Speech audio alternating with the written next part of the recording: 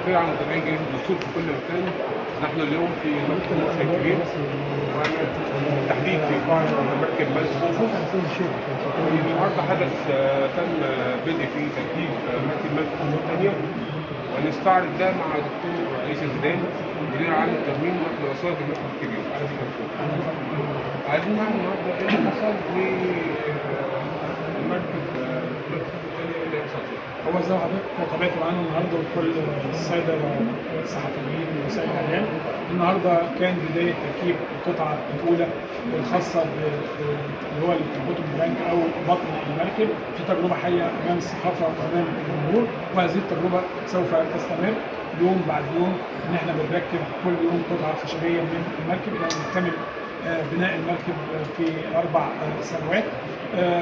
طبعا بعد أن يتم أعمال الصيانة والترميم لكل قطعة ووضعها إلى الشكل الأساسي بتاعها منذ الكشف عنها، لأن طبعا ده موضوع كبير جدا، سواء موضوع الترميم سواء إعادة شكل القطعة الكيرف اللي هو كان موجود عليها اللي هو خاصة بجسم المركب.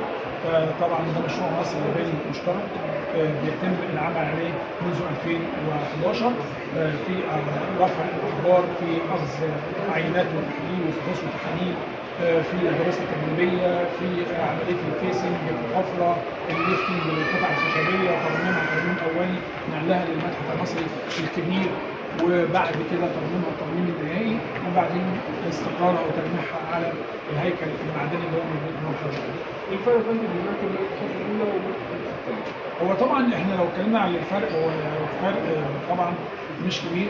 الحجم يكاد يكون واحد، الطول واحد 42 متر 3 من 10 الى 2 يعني نفس الطول، ولكن هنا الاختلاف اللي هو موجود بين المركب الاولى والمركب الثانيه يعني بيندرج تحت عدد المجاديف اللي هي موجوده في المركب الاولى. المركب الاولى موجود فيها 12 مداف من مقاديف التوجيه او اللي هي المقاديف الكبيره اللي بتبدا من 6 متر 20 لحد حوالي 9 متر.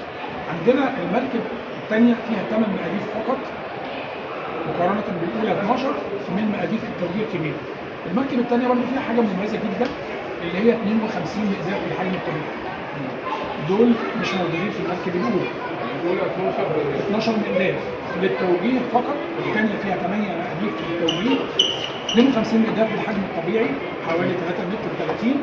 عندنا وحدات من النحاس اللي هي كانت بتوضع بين المقاديف وبين القطع الخشبيه عشان تمنع احتكاك وتآكل القطع الخشبيه مع بعضها، ودي مش موجوده في المركب الاولى. فده يعتبر الاختلاف اللي هو بين المركب الاولى والمركب الثانيه، لكن الطول، العرض، المقصوره الخاصه بالملك، مقصوره القبطان، المقدمه المسفره، معظمهم كلهم زي بعض.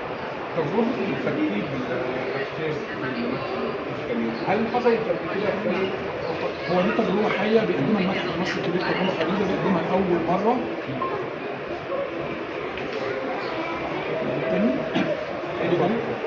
هي تجربة تركيب أمام الجمهور وأمام الصحافة، دي تجربة فريدة بيقدمها المتحف المصري لأول مرة، تجربة حية بحيث إن بنتيح للزائر إن هو يشوف المركب الأولى متجمعة، واثناء الزياره بيشوف المركب الثانيه وهي بتتجمع يوم بعد يوم الى ان يكتمل العمل كله في خلال 4 سنوات، لان طبعا اعتقد ان هي بتعمل على اسراء العرض المتحفي وعدد من اللي هي اقبال الزائرين على هذه التجربه الفنيه.